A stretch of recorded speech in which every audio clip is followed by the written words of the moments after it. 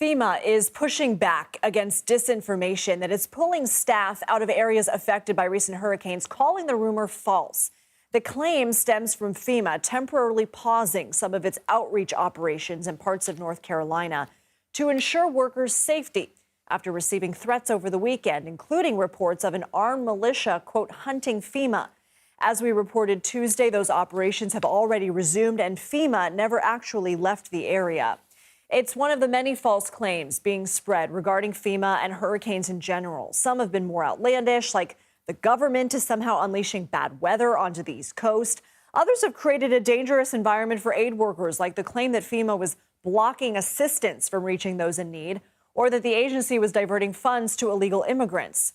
Charlie Warzel joins me now. He's a staff writer at The Atlantic, and in a recent article, he writes, quote, "What's happening in America today is something much darker than a misinformation crisis."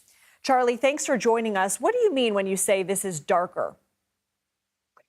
Well, I think what I wanted to get across in the piece is that a lot of times we talk about misinformation. It's become this rather political word, very freighted, and has almost lost a little bit of its meaning. A lot of times it is used to talk about persuasion and this idea that there are shadowy figures or influencers or people out there who are, putting out conspiracies or false information and, duping people who, don't know any better, right? And I think that they're actually, when you look at a lot of what's going on now and a lot of the conspiracies that are spreading, not from influencers, but from, normal people on the ground who are using it as part of an ideological movement, I think what you're seeing is misinformation that is actually being used to keep people inside their beliefs, to keep them from looking at information that's going to change their minds about the actual state of the world and allowing them to sort of sit in this, ideological cocoon. So that's sort of what I mean. And I think when you look at what is, what we've seen with the misinformation around these hurricanes, I think what we've started to see is people who are being called out for sharing false information, and they say, "I don't really care because it feels true."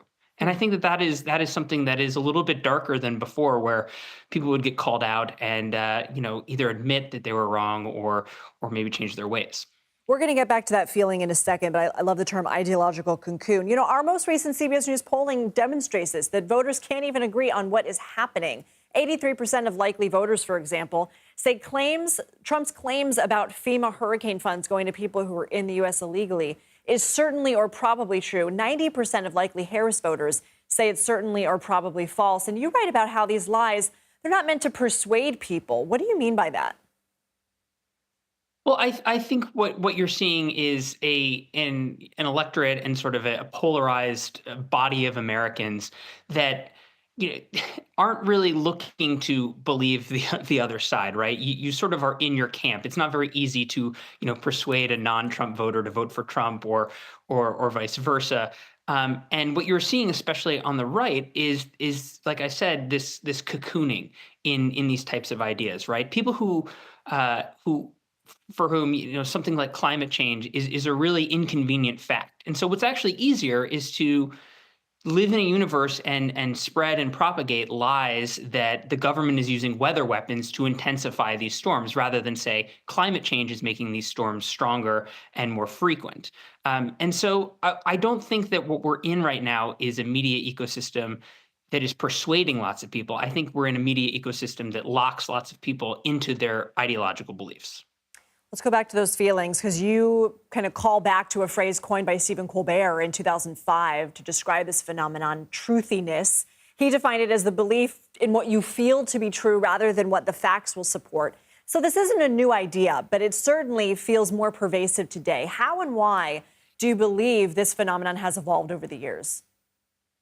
Well, I think it has evolved along with the internet, and one thing that we saw a lot in the past couple weeks, and especially around the devastation in Asheville, North Carolina, was a lot of people sharing generative AI photos or videos or things like that, depicting scenes coming out of North Carolina that weren't actually real. There's plenty of photographic evidence of the devastation, but there were photographs of of Donald Trump, touring the wreckage that were made with generative AI. And people were sharing these, and when they were getting called out for it, they said, well, it may not be true, but it depicts something that is actually true, that feels true. It speaks to a greater emotion. And that right there is the Stephen Colbert truthiness definition to a T, right? It's this technologically enabled ability to, bend reality to the way that you think it should be. That's why we have our CBS News Confirm unit. Charlie Warzel, thank you for your work. Thanks for having me.